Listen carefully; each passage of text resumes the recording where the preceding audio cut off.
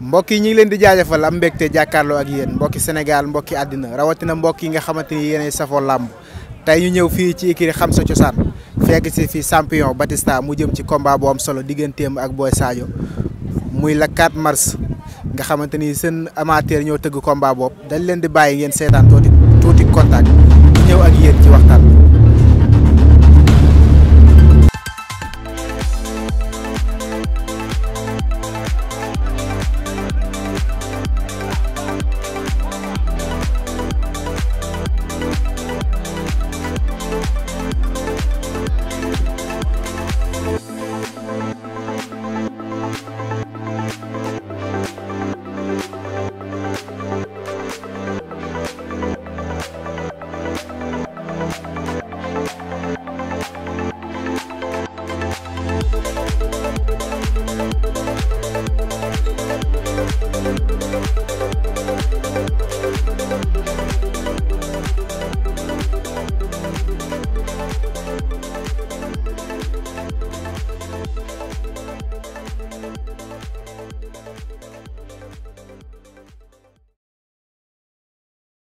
Batista numéro 2 mu jëm ci combat bu am solo digganteem ak Boy Sadio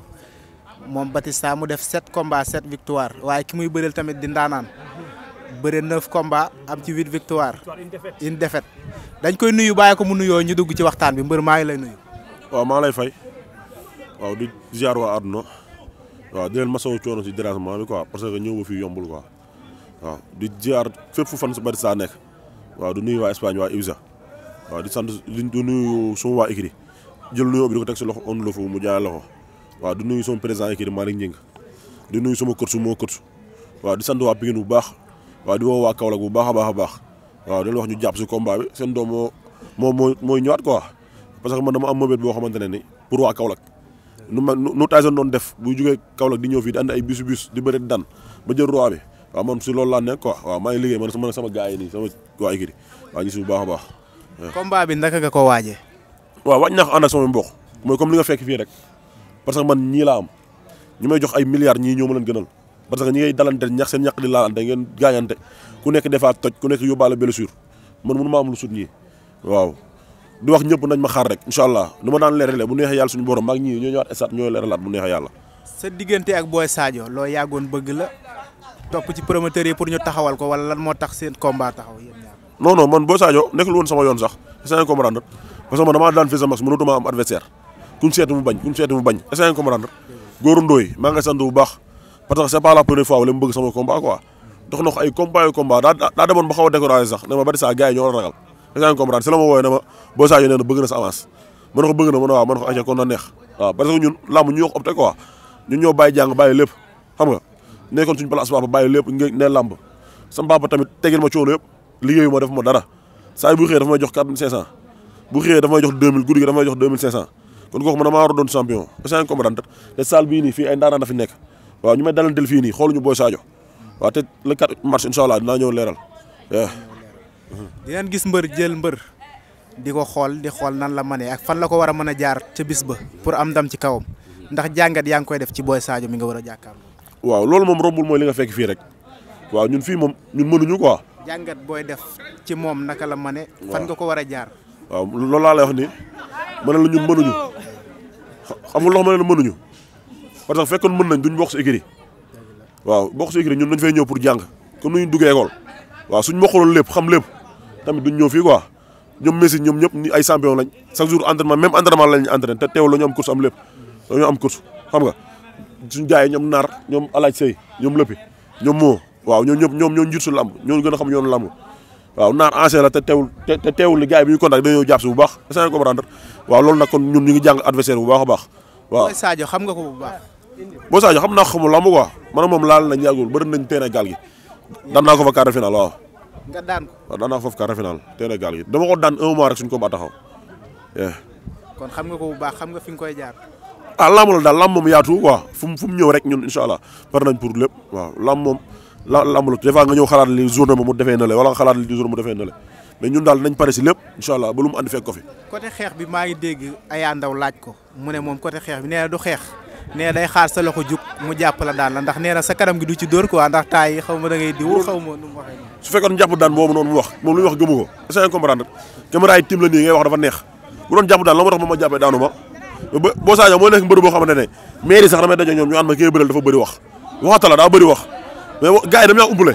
seet naa yaa nga dama topp waaw ndax li fi nekk xam na maay kan bu baax est-ce que comprendre gars yi moo yaa ko topp sama premier combat ba nii xam nañ kan mooy Batista ñi ma xamul nag ñooy am dut ñaar ay xel ñaar barki Serigne Bamba laa wax bu neexee yàlla boo Sadio combat bi du yàgg bu neexee ma xeex ak moom ba mu saf saap ma jàpp ko daan ko li mu wax ci wàllu bëre bi est-ce que yaa ngi koy bàyyi xel ndax nee na sa loxo lay xaar mu jug mooy li ma wax sànq rek bu doon moom dafa am lu mu yaakaar affaire yooyu noonu maa moom ban dajee mu def ko boo Sadio dafa nekk mbëru waxkat xam nga parce que man ku ma dajeel ki ngay bëri dafa bëri wax lañ may wax ba yaa ngi bëri ku bëri wax même bëri loolu lañ may wax ki ngay bëri dafa bëri wax waaw moo tax may ñaan yàlla ma suñu borom suturaal kenn mënul xam nga ndax mbapat ak arène bokkul quoi mën nga ñëw daan kii fii suba mu daan la loolu lamb yaa tout combat mbapat bi naka la demee woon waaw boobu maa ko daan fii tout le monde 18 ans lamb kenn mënul kenn magul kenn ki war a daan mooy daan est-ce que comprendre mais ñun lu leer de wóor mooy nañ liggéey bu baax a baax ba buñ duggee ñëpp dinañu naw waaw après yàlla moo yor dernière décision yi quoi ñu ngi koy ñaan ndam bu baax a baax. Sadio Batista da ngay faral di wax naan yaa mën yaa ëpp doole. waaw yow loolu xam nga si dara. xaw ma ci dara parce que ki nga dajel Boy Sadio dafa gëm ne moo mën moo ëpp doole. c'est pas la première fois nga may topp. kon soo waxee xamoo si dara da ngay wax loolu neex. maa ngi la topp depuis sa premier combat. mais aussi na la leer ni Boy Sadio maa ngi ko topp depuis premier combat am lu mu def ci performance fekkee naa ko. waaye man maay vainqueur maa ko daan man maay vainqueur am yow ay mbër dañ lay woo naa la ndax ma jël Batista en leen déedéet. sama combat li nga yàq bari na. waaw kon Boy Sadio dama war a ñëw leer xam nga luy problème bi fi sa max moo ko gën a dis aller retour ba ma ko daanee moom ñëw na ne ma mbër daan nga daanaan moom Boy Sadio ñoo bokkoon plateau est-ce que comprendre moom combat bi bu soñoon du ko bëre ma xool lii tey bu soñoon combat bi day yàqu mais dañuy bëre ba mu neex dañuy xeex ba mu neex naa ko wan ni xeex boobu muy woote maa ko dàq bëre maa ko dàq te man li ma la wax rek man yaakaaruma ne woon naa doon mbër yaakaaruma ne woon man naa opté pour nekk mbër man dama yaakaaroon boxeur laay doon est-ce que comprendre damaa bàyyi jàng 2014 ma nekkoon Zac Sirat fii man nekk fi après ma dem Kaolack nekk si Diédhiou Sall Diédhiou foofu di dem compétition dem ay gala dem ay Louga dem Fouta di bokk ak militaire yi est-ce que comprendre mais ñun lamb ñun dañoo am kilifa mooy li ma la wax sànq rek ñun dañoo am kilifa am ñu topp suñu ginnaaw ñun lamb duñ ko caaxaanee xam nga lamb bu doon 100 ñaari ñoo 5 yi ñoo jeexee xeex est-ce que comprendre waaw ñun du ma déplacé ay nit ñu jógee Kaolack ba fii andi ay bisu ma ñëw di yàq sama combat du ma ko def lamb nu mu gënoon nooyee su ma leeree ne Boy Sadio mii damay daw ba saaxu ya daan ko ma daw ba saaxu ya mu ñëw ma daan ko lu mu laaj ci stratégie pare nga pour teg ko lépp bu laajee attaqué nga attaqué bu laajee défendre nga défendre lépp laay def yaatu dégg lu mu lax lamb yaatu na lamb yaatu te le 4 soreetul quoi gars yi dañu maa umbule lu ma yàgg di wax rek parce que man yow boo ma toppee man mosuma bëree comme am na défaite maa ngi doog a bëree ku daanu. Boy Sadio dafa jàpp ne jour ji le 4 da nga koy xajal mu jàll. waaw loolu moom dama si wax dara damay wax ba njëkk sax jàmm waaw comme li ma la wax rek lu ñu doon préparé ay 3 mois ba mu dem ba ay 12 jours de 5 11 loolu yàggatul te yéen ñii da ngeen ñëw foofu da ngeen seetaan si da ngeen xam kan mooy Batista li mu leen yàgg di wax sama 7 combats yëpp benn nit laa si daan ko am défaite muy Valdo ñi ma bëreel ñëpp ay 4 combats ay 5 combats 6 victoire 7 combats 7 victoire ñooñu laa bëreel xam nga combat yi li ma la doon wax rek mosuñu maa jox favori bii lañ ma jox favori te bëgguma ko sax dama koy joxe su ma ko danee yow Seydina neel Batista dañ ko jox ay moromam fii du sama place. dafa am foo teg say bët. waaw dafa am foo ma teg sama bët bu baax a baax su ma ko daanee naa la wax ñan laa soxla. waaw disons tey le 4 mars 2023 arbitre bi sifflé na génn seen diggante Batista numéro 2 face à Boy Sadio ne la kaay ñu xeex sa diggante ak yàlla yow ñeme nga jàkkaarloog Boy Sadio dóoral ma dóor. doo ma déglu wala déglu ma la sànq. laa ma ji bu laajee daw ba fële daan damay daw ba fële daan xamul ndax yëpp ma suma papa yëpp ma suma waa écurie yi wala ñun ay ndaw lañ te Pikine dañoo war a doon dara lamb du affaire de der ay affaire de dóora ma lamb daan la ku daan la ñuy laaj te barki Serigne Saliou ku daan la ñuy laaj waaw loolu laa la rek lamb ji dina am xeex par force Boy Sadio mu bëgg xeex mu bañ xeex mu bëgg bëre mu bañ bëre sama combat Ibra Ngabo ko gën a danger fuuf fii sa max moo ko gën a danger fuuf xam nga gars yi nañu wax lu fi nekk c'est comprendre mais wax ji moom jarul mu bëri xam nga parce que ñun yaa ñu fekk ñun ñu ngi suñu liggéey bu baax waaw ñun wóolu ñu ñuy kontaagal lu ma la sànq rek amu ñu ñii ñoo ma ëppal doole Modou Lo aller retour ñoo mën Modou Lo ñoo mën Balla Gaye ñi may kontaagal c'est comprendre Boy Sadio samedi yàggatul na ma xaar ma ñëw leeral li ma la wax rek su ma ko daanee neel Batista dañ ko jox ay mboromam mbokk yi mi ngi noonu kon dañ koy bàyyi mu woote jëm ci bis bi incha allah. waaw man maa ngi woo ñëpp waaw di woo waa Espagne comme li ma la wax rek waa Ibiza sama fan si la bu nekk foofu gars yi dañ si jàpp xam nga ñoom Galas Lo ñoom Baye Sall Fall Lo xam nga Mbacke Kocc ñoom ñëpp di woo waa Dakar ke jaaykatu pëne yëpp maa ngi leen di woo di woo Lat buntu Pikine c'est comprendre di woo Ibra sama cumukaay sama doomu nday la xam nga waaw ñoom Papa Sëñ Mor ñoom Xaajaw ñoom Tanxadi Mbay awloo waa Kaolack yëpp waaw di sant sama fans club bi waaw ñoom gàcce ngalaama quoi parce que xaalis bu weex tàll lañuy génne parce que Serigne Saliou xaalis bu weex tàll lañ may jox ñooñu aw ma seen fay xam nga te comme lu ma sës di wax rek Batista waroo juum heure bi juum lu mënul ñàkk la waaw mais man lépp lu ma war a andi si jouru lamb ja dinaa ko andi ba mat sët waaw les des mobilisation waaw loolu laay wax rek xam nga ñun sama premier combat gars yi ba ñu ñëw fii nii sëñ Babacar Mbacke moo doon mayoon bus